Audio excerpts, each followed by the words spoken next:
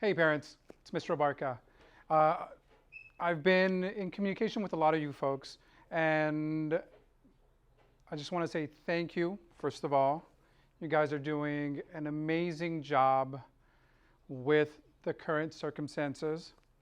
You may have gotten a couple phone calls, a couple of the auto dialer stating that fourth quarter grades are now going to be pass or no pass.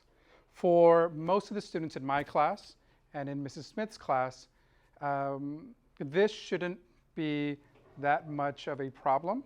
However, if your student is in a different class, say auto tech, art, PE,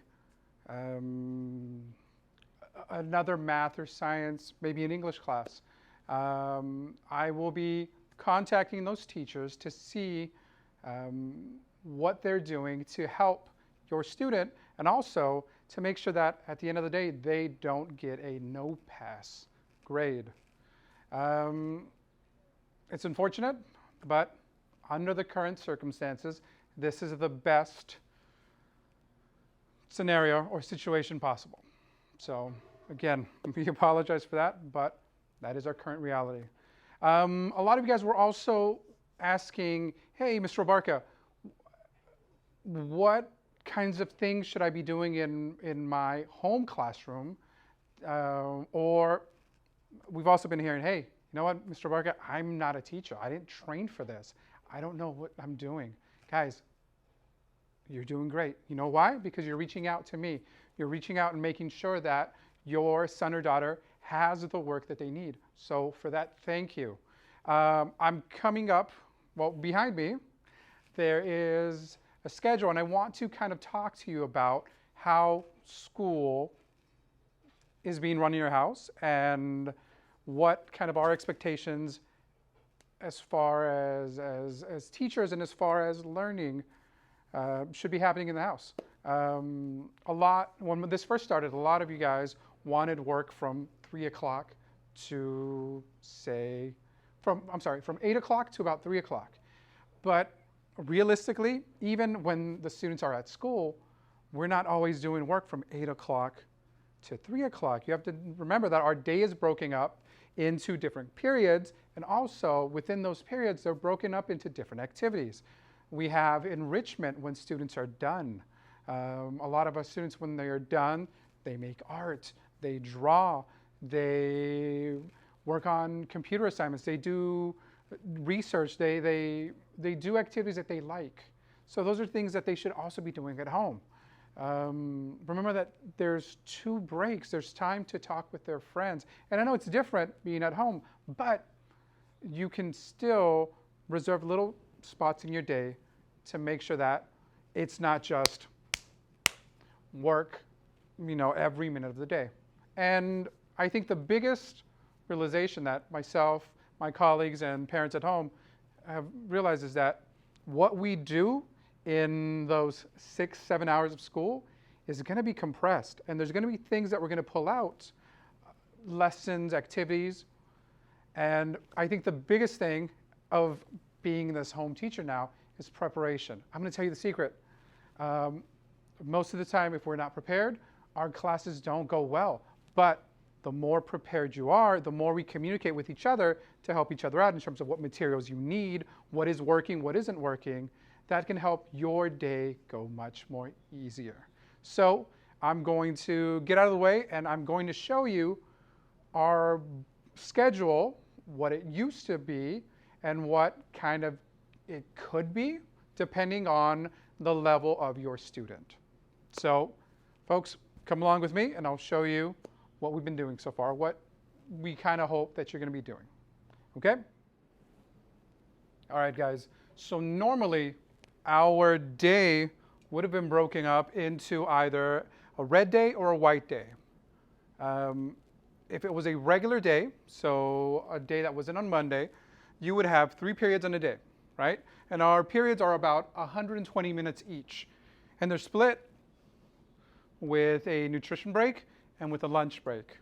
And within a class, say if first period was math, we would have several different math worksheets. We might do whole group instruction. That means we would teach the entire class and then give the students different activities. Some might need to trace numbers. Others may need to work on more complex, maybe multiplication skills, division skills. But that's obviously changed now. So instead of trying to stick to this schedule, which is from 7:30 to 2:55, it's probably easier for everyone to move away from this and have a shorter schedule. That way, students don't burn out, and you also have that engagement. Engagement is very important for us teachers because we need to make sure that students aren't just coming to class, but that they're also coming to class and learning something. Now, for students in special needs classes, what is most important is a little bit of growth, yes, but we also need to make sure that we are maintaining skills. We're continuing basic reading, writing, and arithmetic skills so they don't forget, and so they are always practicing them. So here is my suggestion to kind of what you can do every day. Think about when your student wakes up. Do they wake up very, very early like they were going to school? Or do they wake up when they wake up and they kind of roll out of bed? So something that we're suggesting in these special needs classes is that you let them wake up. If it's a little later, that's fine. If it's a little earlier, that's fine. But then what happens? Are they used to making their bed? Do they get up and do they brush their teeth? Do they get dressed immediately? Are there chores that you need them to do in the morning? Do they help out with breakfast? Because we're away, life skills are much more important than continuing to have them do their times tables to make sure that they can write to 1 through 20, which are very important. But these things are going to help you in the future. They're going to help make your life and their life much more easier because then they don't have to depend on mom and dad, on grandma, on whoever takes care of them when you're not around. Once they've woken up, gotten dressed, maybe brushed their teeth, think about what classes they have. For my students, in the mornings, they will either have math or they will have PE. Decide what that day is going to be.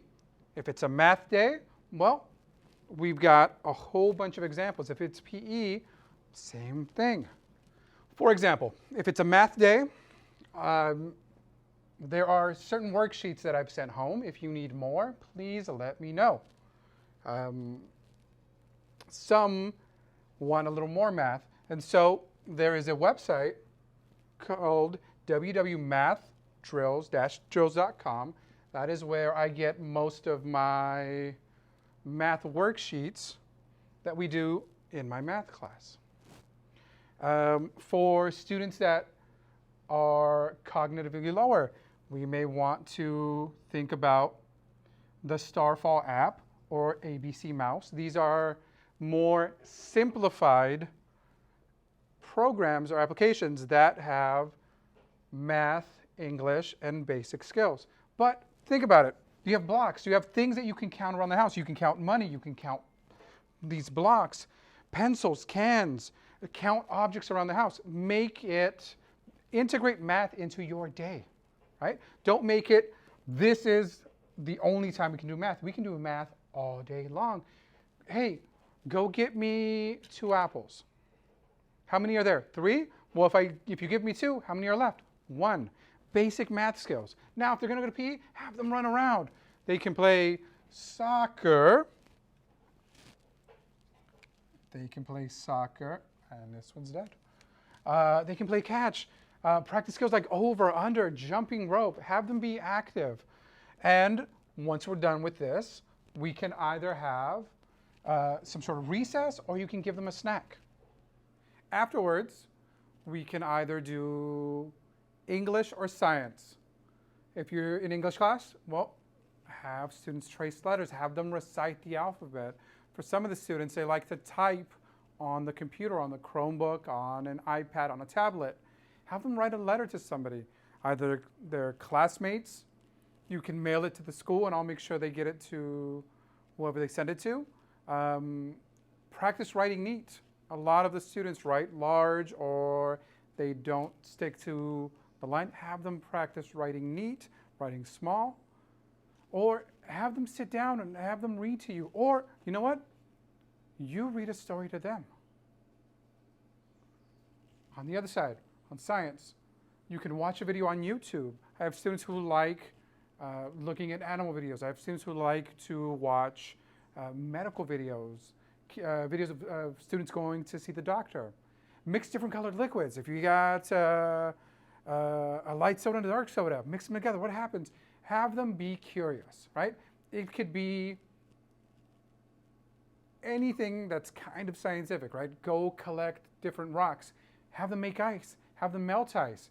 What if you put ice in 3 cups? One has sugar, one has salt, and the other one has soda.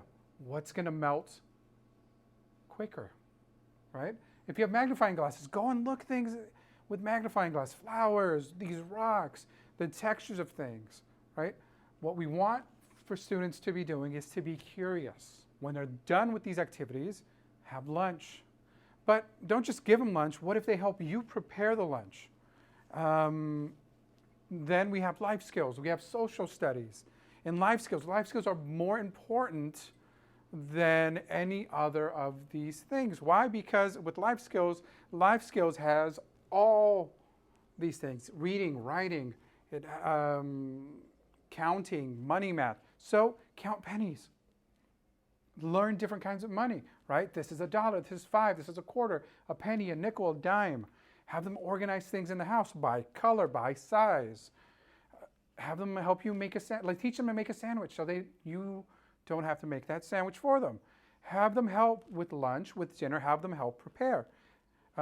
Teach the students to clean around the house. Hey, this liquid we can use to clean this kind of table. This one we can use for cleaning mirrors, right? They're very dangerous to drink. Once you're done, wash your hands. Practice brushing teeth, practice hygiene, practice washing clothes. These are things we do in our classroom. We learn how to set tables, we learn how to cook, we learn how to iron, we learn how to wash and dry clothes. In their social studies class, that's where the News to You packets are coming out handy. Read about the world. Not necessarily what's happening because of coronavirus, but there's a lot of good happening in the world. It may not seem that way, but it is. Read about celebrities. How are they spending the quarantine? And the most important, have them learn about other people with disabilities. The best thing we can teach our students is to advocate for themselves, to understand, I have a disability, but even though I have a disability, it doesn't limit me from doing whatever I want, from reaching my goals, from having dreams and aspirations. More than anything, guys, you are doing a great job. You are making sure that you're providing for your kids and you're providing for their education. And even though we may be doing pass or no pass, the skills that they are still going to need to practice are skills that they're going to need for the rest of their lives, and skills that they're going to need next year if students are going to ABLE or if they're coming back to Arvin High School.